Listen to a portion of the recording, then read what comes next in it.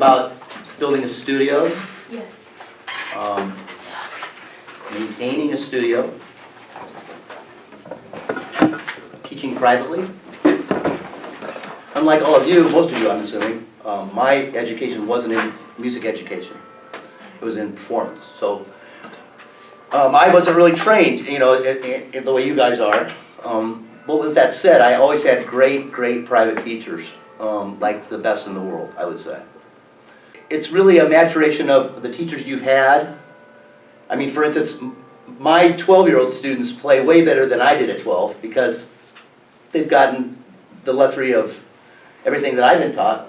You know, because when I was young, my teachers weren't, you know, until I went to Berkeley, my teachers weren't very good. If I could play something, they'd say, go home and practice some more, but that's all they would tell me. They wouldn't really deal with how to practice, how to manage your time, how to stay motivated. And motivation is the biggest part of private teaching. Build a studio, I was lucky. When I moved back here, a friend of mine was going to work for the LeBlanc music company, and he said, do you want 40 students? I said, okay. But that's certainly not the case for most. And so it takes quite a while to build a studio. And so a couple of things that really matter, demographics. You really don't want to go into a place where there's 10 other flute teachers that have been doing it for 20 years probably. It's important to find an area, you know, that's not saturated. I mean, if you really want to get going quick, if you have the luxury of time, there's probably enough students around, go around for everybody. But if you've got to get going right away, you've got to find an area that's starved for teachers, and there's plenty of them. From there, it's about making connections with the band directors, community band members, any musicians you can be around, and going into the classroom and sitting and playing with those kids and getting to know those kids. Getting to know the band directors. If you don't know them, if you guys are from a different area and you're planning on going back, go see the music teachers that you had when you were young. They're the best resource I could tell you. There's, if you can get affiliated with a big music store, like at Ted Brown, I get calls all the time from references. They call the store, do you have a flute, saxophone, oboe, clarinet teacher? Jazz player, chameleon. And that's the other thing, is like you have to be willing to teach. You can't just teach what you love, you got to teach what they love. Because the idea really isn't for me to say, I demand that you play this. The idea is for me to teach you how to play your instrument well, and then you can say to me, I want to play this. I want to play this kind of music. I want to play this kind of music. Otherwise, I know so many kids that have gotten burnt out by teachers that just demanded them to play things they did not want to play. So your main objective is get them to play their instrument well. The best way you can do that is to become great players yourself. There's an old expression, those who can't play teach. That is so untrue. You have to be able to demonstrate at the highest level to these students that you really know what's going on so that they trust you. When you go in and talk to band classes, you got to go in and play with fury. And so those kids drop their jaw and they go, oh my God. And you got to do it more in a classical genre, in jazz genre, in pop genre. You got to be able to do it all. But yeah, you have to be able to cover all musical bases. And so I'm sort of a chameleon that way because I can play saxophone, flute, and clarinet, and oboe. And so many times I'm playing gigs, way more than half the time I'm playing gigs about music that I don't really, it's not my passion. It's about making money. So you're talking about surviving. You're talking about living. And if you're going to be, even if you're going to teach and play, man, you have to be able to do lots of things. You have to write, you have to play, you have to be able to do it all in all kinds of situations. You have to be able to read, sight read, really, really well. The first thing is become the best player you can. The second thing is learn how to communicate with kids. My young students, generally speaking, stay with me for 6 or 7 or 8 years. My teaching studio is at about 90 plus right now. And then, and of course, with the more advanced students, they're playing hard music, and so you've got to be ready to go. If they say, Mr. Knoop, how does measure 47 go? And you see a bunch of black ink on the page, you have to be able to go, sounds like that. Would you like to hear it in another key? So keeping them motivated though is, and keeping them on track practicing is hard. So you have to have a balance of like firmness, you know, an authority figure, but you also have to have a sense of humor and know that, you know, you're drawn over to the dark side, the practicing side. And that's, you know, that took me probably, the musical part was easy. The other part's hard. Especially if, like, I'm a pretty outgoing guy, but not everyone is. And so sometimes it's very counterintuitive as to your personality even. Like if you're not really boisterous, you have to let them know you have twice as much energy as they do. All day long. Like yesterday was Saturday, so I taught 16 lessons in a row. Back. But it's the same in playing. Like if you're sort of an inward and introspective person, that's not going to necessarily cut it when it's time to play. You know, you have to be able to put yourself out there. It's kind of what it's all about. It's not that can't be a part of your playing and a part of your teaching, a soft side or whatever you want to call it.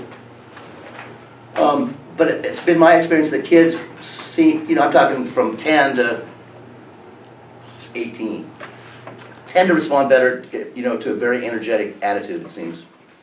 The other thing you might want to do when you build a studio is have us first sit down with the student.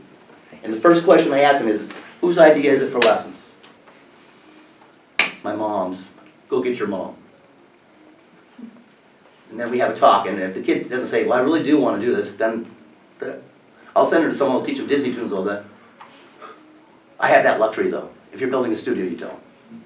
But it takes time, and so the best way to advance that and get students faster is, guess what? Your students should sound good. That's the best advertising you can do. You can use all the social media, posters, flyers you want. If your students sound better than the others, guess who mom and dad want them to study with?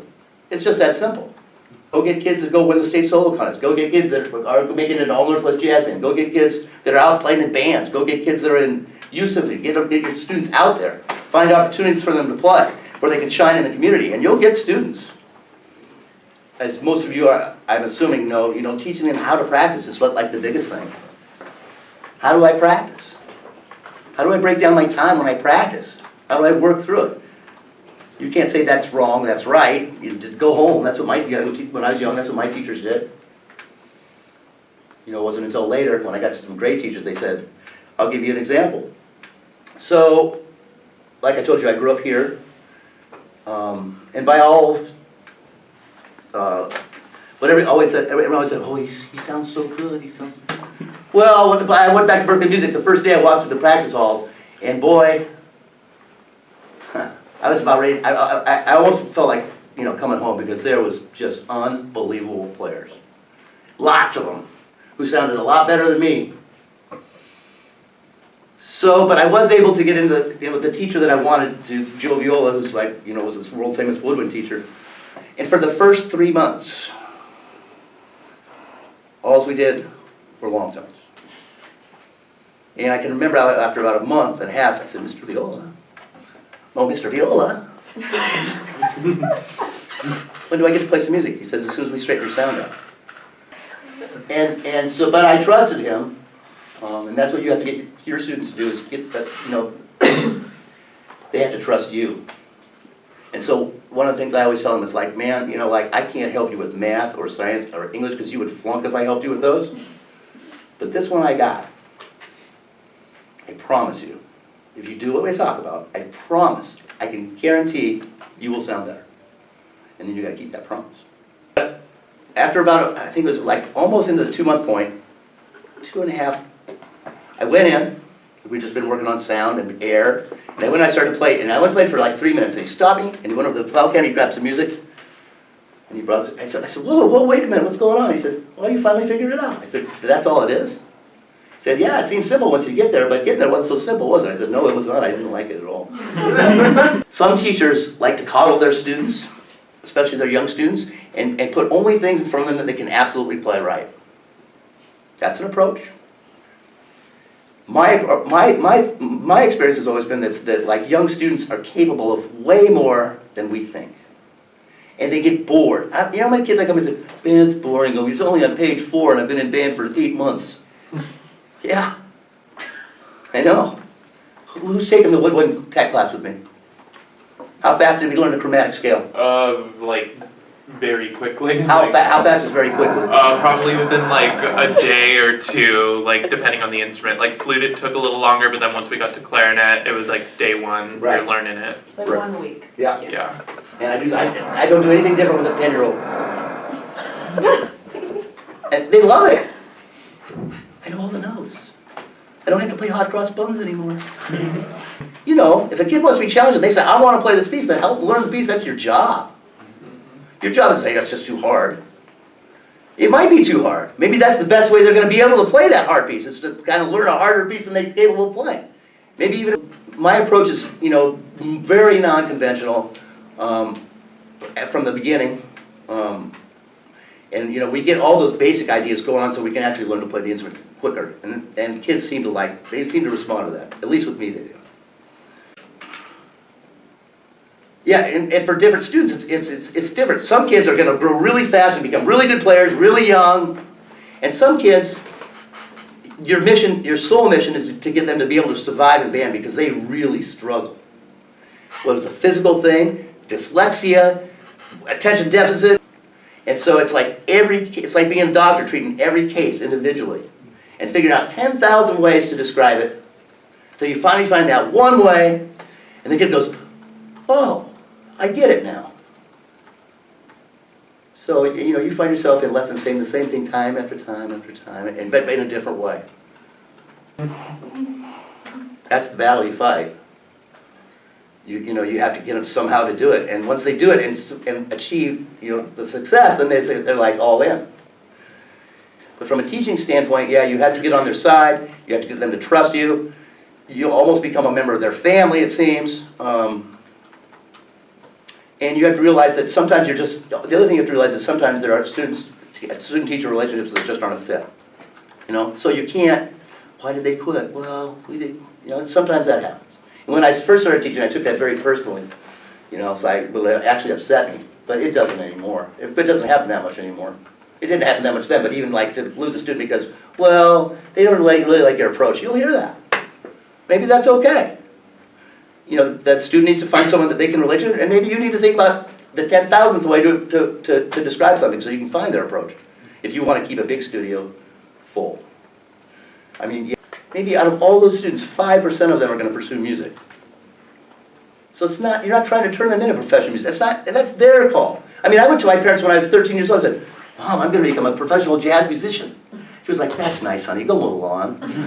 You know, but I meant it. But I was a strange kid. That's not that's not normal, man. So like, you just want to help them do what they want to do and let them, you know, enjoy playing, you know, and hopefully at a higher level.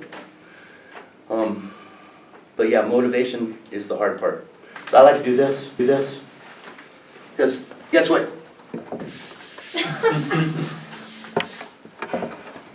Some of you have seen this before. I just didn't have time. I'm just so busy.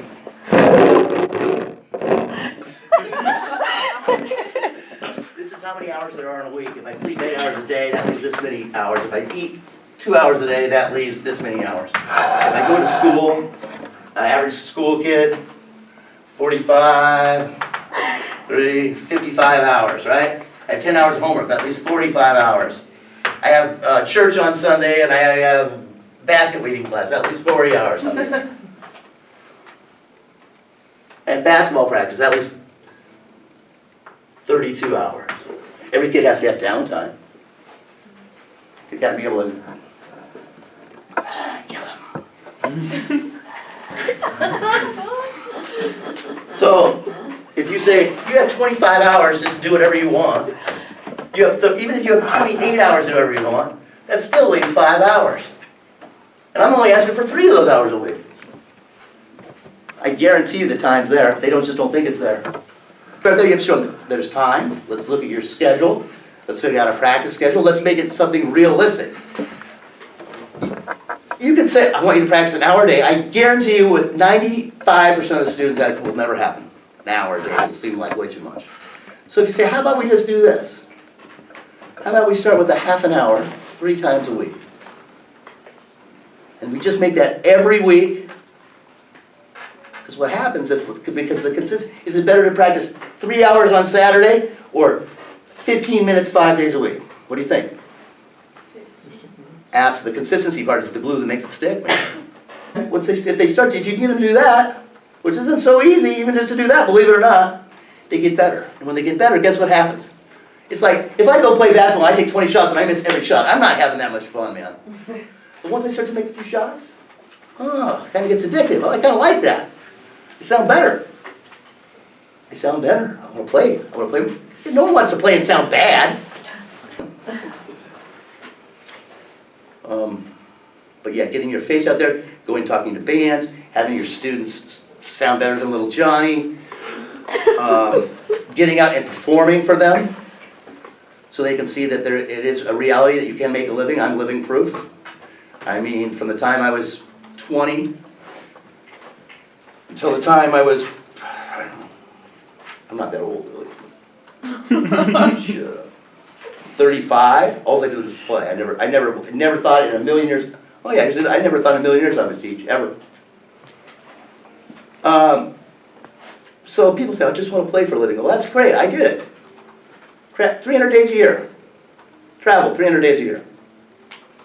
By bus, train, boat, whatever. And it was really great for about the first 5 years. But man, it's exhausting, man. And having to go out and play that high level, man, it's a little stressful. I'm not saying that I didn't enjoy it, but I did it probably for a little bit too long. I mean, the average life of a road musician is probably 3 years, and I was there 14. So when I moved back here, I knew, and this is true of anywhere you would move in the country.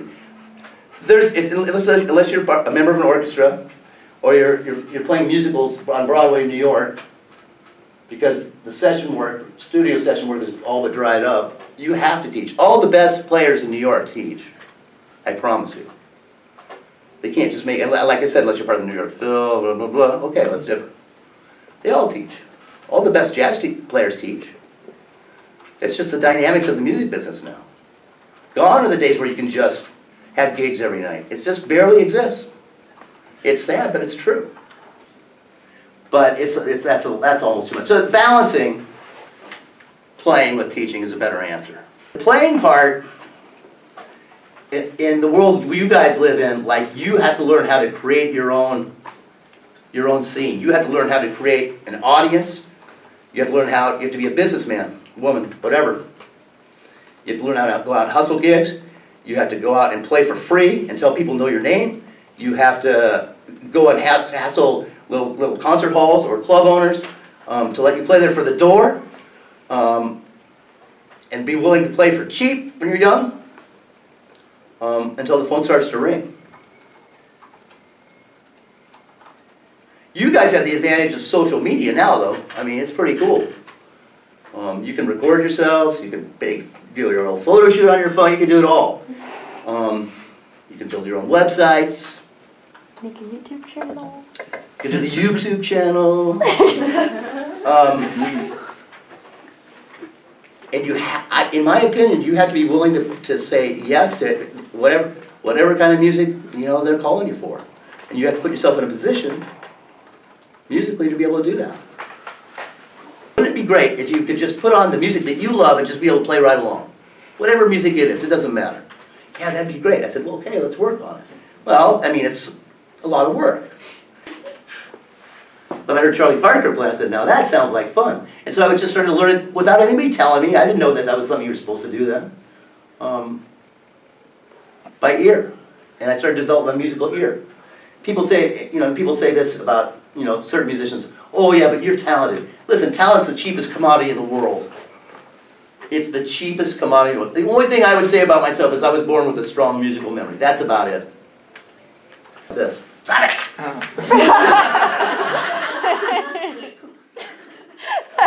I couldn't do that, Demographics are important. learning how to motivate the student, becoming the finest player you can be, learning how to communicate with young children and old children alike, getting their trust, getting them to sound better than the other students in the other people's studios. I mean, frankly, you're my competition, so I'm not going to give you all my answers. But balancing that with a strong playing career is the healthiest way to do that. Even as a band director, I mean, most of the band directors I know either play in a brass quartet, or they play in a community band, or they have a little jazz band. I think that balance is a smarter way than just playing, which could be hit and miss, or only teaching. But yeah, the best teachers I ever had were the best players I ever heard. But yeah, becoming a great player, finding great teachers to study with privately will help you to become a good private teacher down the road. But going outside the box and not using Band Today Part 2, and maybe using handwritten stuff, and maybe getting them to play songs sooner, and maybe realizing that these kids are capable of more than just 3 notes in 3 months, and then problem solving. Teaching, it's about problem solving. There's a bunch of stuff going on here, so you got to know what's going on. And everyone's physical stature is different, everyone's throat's different, everyone's hands are different. So you got to have ways. If someone's got a fat lower lip and they, it's natural. I mean, you have to have it every way possible, to help them figure that out. And that takes time for you, because you can't just have one approach. It won't work. I'm telling you. You know what's right, but you have to be able to explain that 1,000 different ways. Because they just want facts and figures. As much as anything, it's about building a relationship with that student. And getting them on your side, and getting them to trust you. And then you're off to the races. I mean, I love teaching, and I would leave you guys with this thought. When I got off the road and decided I was going to also teach, I said to myself this one thing. If I'm going to do this, I have to get the same joy and satisfaction that I do from performing. Well, how do you do that from teaching? You see your students succeed. You see them get better. You see them, at some point, surpass you even. If you've done that, it's pretty gratifying. And you've made a lifelong friend, I promise you. Okay? Okay, I really enjoyed hearing Tracy talk about the way he motivates and connects with students. I think that's super important to do in private teaching. And I thought it was great to get a more informal, behind-the-curtain sort of look at what teaching is like professionally, and as a main job. It was cool to get the different styles and the different sort of ideas that I can take into my own teaching with other students. And I think it makes the whole process seem more attainable, hearing it from someone who's doing it right now. I thought it was really cool how Tracy was talking about the importance of becoming the best performers that we could be now, and using our performance as the biggest teaching tool that we could use, especially with being a music ed major. We get so busy about talking about the teaching that sometimes we forget about the performance. So that was a really good refresher for me to remember that that's super, super important. Cool. Tracy. He's very successful in the role of being an artist teacher, being both a very active performer as well as being a teacher. And as a music education major, that's one of the things that I'm worried about in my future is will I still have an outlet to play? And he has assured me that yes, there is, and it's necessary and vital for educators.